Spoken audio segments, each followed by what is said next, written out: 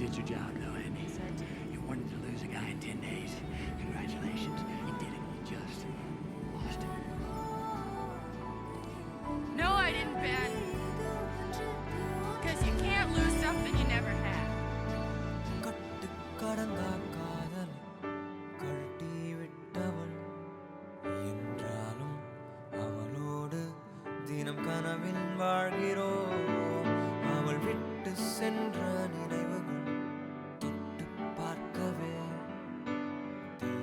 தேடி தேடி நாம் எங்கும் அலைகிறோம். அவளின் அந்த கண்ணங்கள் அழகாய் தோன்றவே அவள் சிரிக்க நாம் எதையும் செய்கிறோம்.